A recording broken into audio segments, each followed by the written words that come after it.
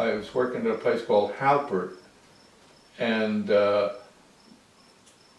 was a room at the end of the studio where a freelance person could use it to do his work. And in this case, there was a guy by the name of Dick Lockwood who used that room, and he was a hotshot art director. He had been in one of the bigger agencies, and he was really well noted. And then he went off on his own, and he had this, room that he was working out of at that time. And he called me up and he asked me if I wanted to work for him. And I thought, oh wow, there's a chance to, because I was doing sketching for this one place, I'm doing a drawing every now and then. I was just fiddling around, I wasn't really moving anywhere. And this guy calling up was an opportunity, so I went with him, and that turned it out to be much more exciting, working for Dick Lockwood. His agency, which began with me, that just he and myself were the agency, or his place, and then he built it up into this fair-sized agency with a lot of people working there. All these artists from the coast came.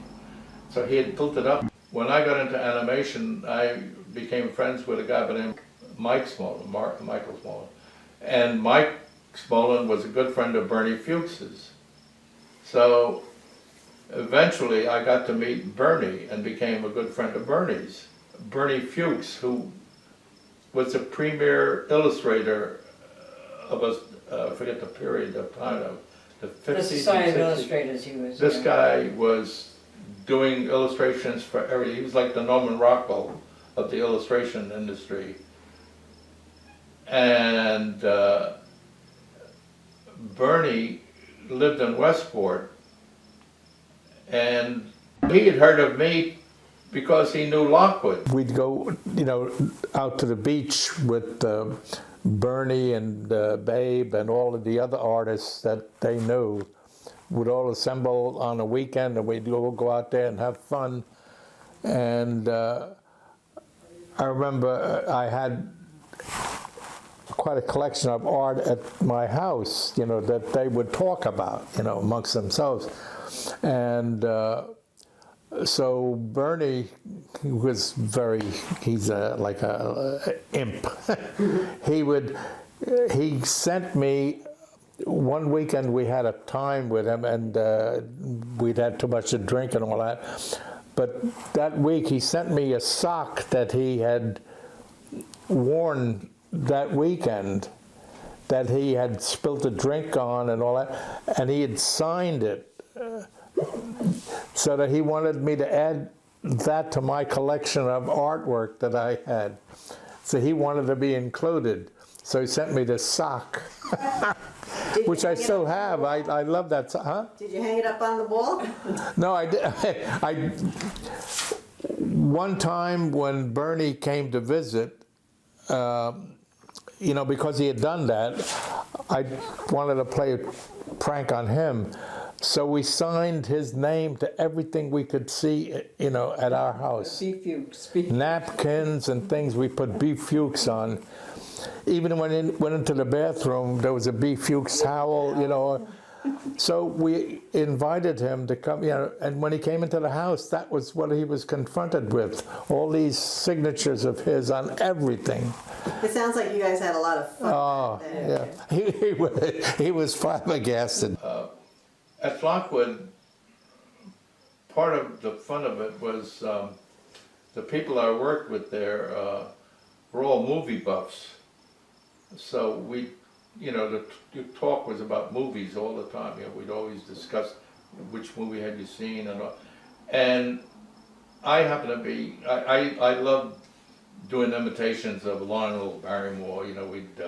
When Lockwood was out at lunch, we'd have the run of the place, and we'd wheel down the halls in our, these chairs, these office chairs, and do Lionel Barrymore and all the other guys that did, Humphrey Bogart, and so we had a good old time during that period, and And Bernie would hear about all of this from a guy that used to be there, that knew him. You know, I thought, oh, he said, another Ray Favata story, I know, you know. So, I left Lockwood,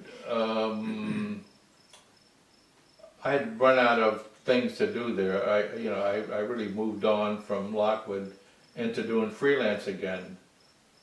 And it was while I was doing that freelance that I worked with two guys when I was freelancing that had a very interesting concept of gathering artists together of all kinds, you know, different illustrators, and they were all good at certain things. And they got a catalog of all these different artists. They were able to compile this group of artists and represent them.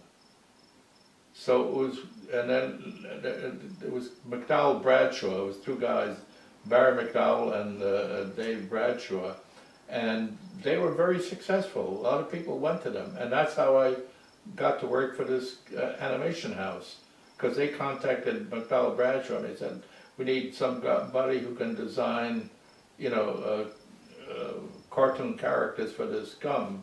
And so they called me in and I did the thing, and the client, you know, Hilberman liked what I did, and he wanted to meet me, and I did go to him, and he offered me a job because the layout designer guy that was working there was leaving to go on a trip for a year.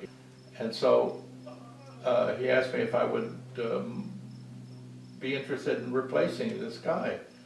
I said, I know nothing of animation. I have no. He said, well, we'll teach you. You know, you.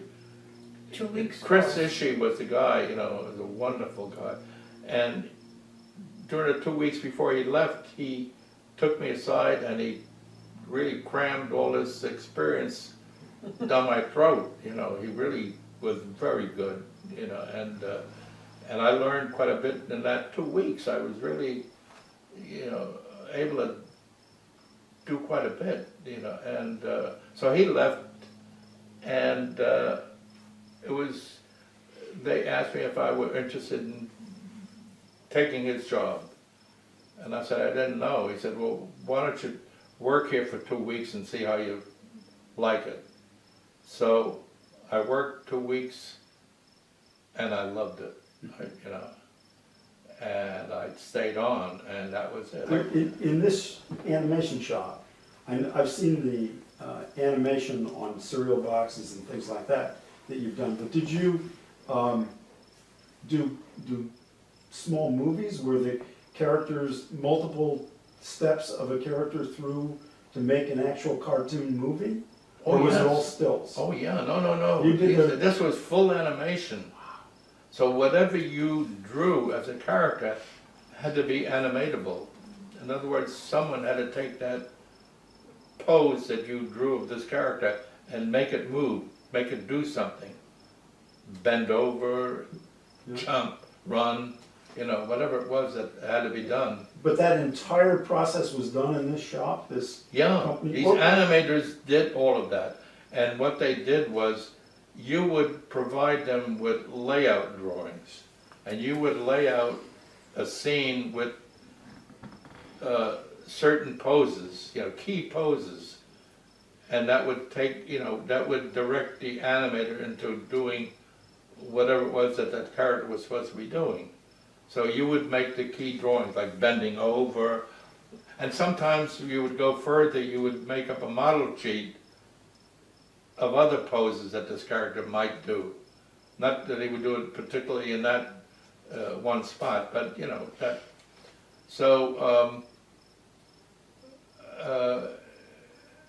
I couldn't believe, you know, I'd never been exposed to animation, and when I saw these artists that could take what you drew and make them breathe, you know, so to speak, like act, you know, it just boggled my mind. Like they were so good at drawing that they could take what you drew and make it do other things that you never dreamed.